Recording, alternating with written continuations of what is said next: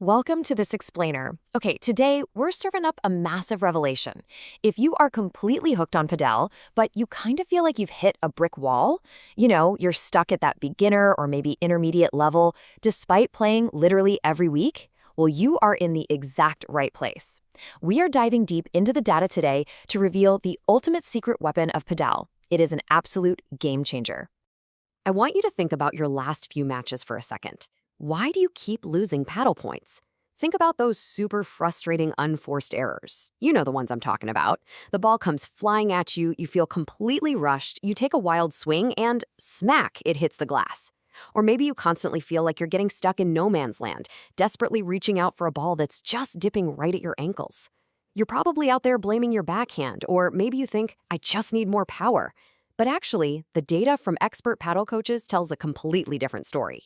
So here is the hard truth. It is not your racket, it's your feet. Across the board, expert coaches all point out that the single most undercoached aspect of beginner padel is footwork. New players will obsess over their forehand technique, they'll overthink their grip, or they'll go out and buy some fancy $200 racket thinking it's a magic wand that'll fix their game. But then, when the ball's actually in play, they stand there completely flat-footed. The reality is, the quality of your shot is entirely dictated by the position you arrive in, and that position is entirely dictated by your feet. Which brings us to Section 1, the ultimate beginner trap. There's just a stark, undeniable contrast between amateurs and pros here. Beginners typically stand on their heels. They're practically glued to the turf. When they finally do move, they take these 3 or 4 massive lunging steps toward the ball, and it takes them about 1.5 seconds to react. Now, compare that to the pros. Pros use a technique called the split step on every single shot, and they take 6 to 8 small, rapid stutter steps to get to the ball. The reaction time? A lightning-fast 0.5 seconds. That footwork ratio, small steps versus big strides, is actually the strongest predictor of a player's skill level. And those clunky beginner's steps, they drop you in literally the worst place on the court, the 2 to 5 meter mark. This is the mid-court danger zone. Because beginners move so inefficiently, they often just kind of drift into this area and camp out. It's a massive trap.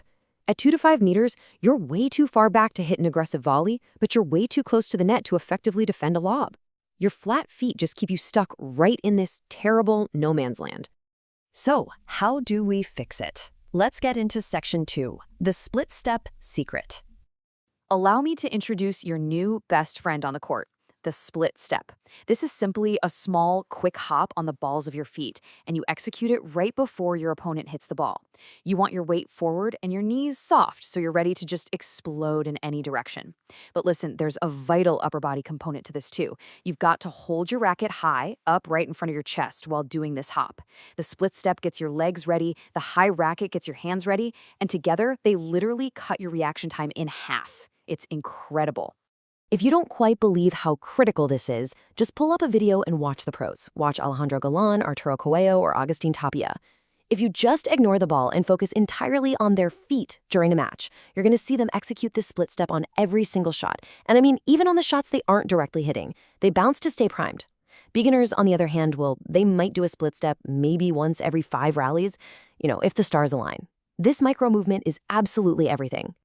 Now, I know what some of you are thinking, but I play tennis. My footwork is already great. Well, let's look at Section 3, Padel versus tennis footwork. Honestly, tennis footwork can actually be a massive liability in the cage. First off, look at the court area. Padel gives you about 100 square meters per player, while tennis is around 140.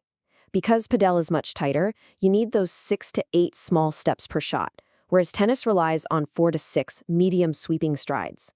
But the absolute biggest difference is in the backward movement and recovery direction.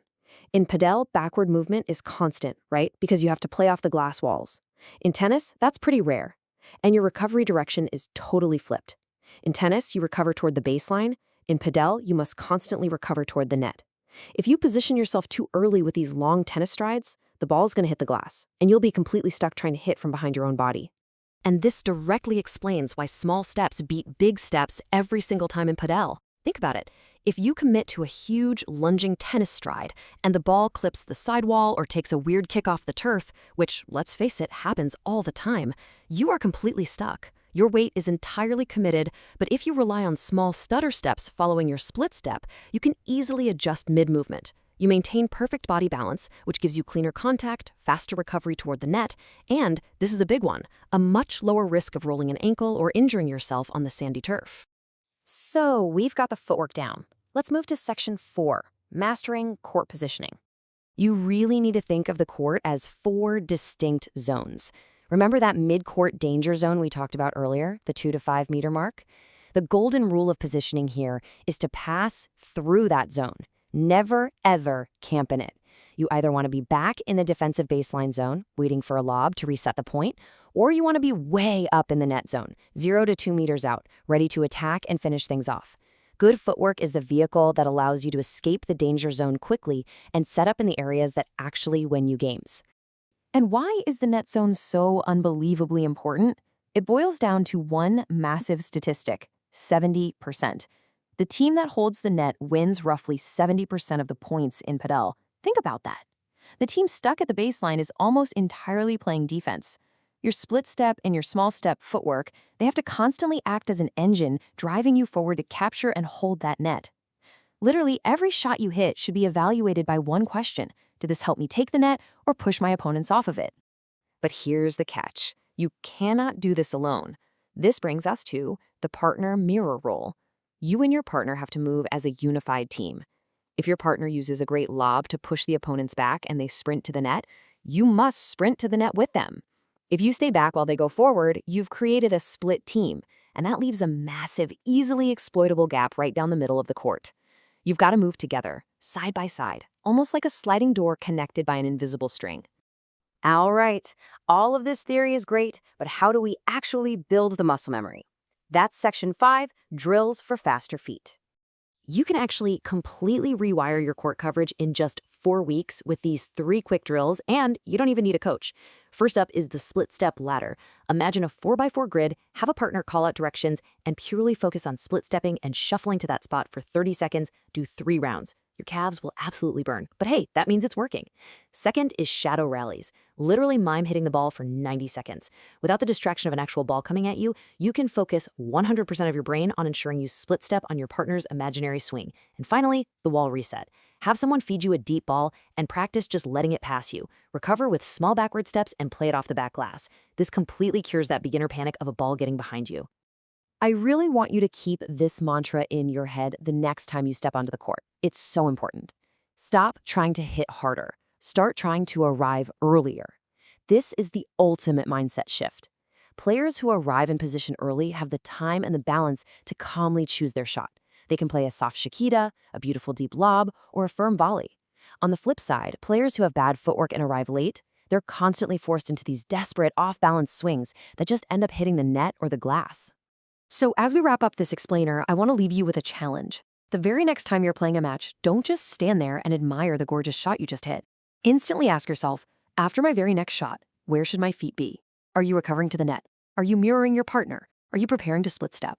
Stop obsessing over your racket, start obsessing over your feet, and just watch how quickly you jump from a beginner to a highly competitive player. Thanks so much for joining me to break this down. Now get out there and get those feet moving.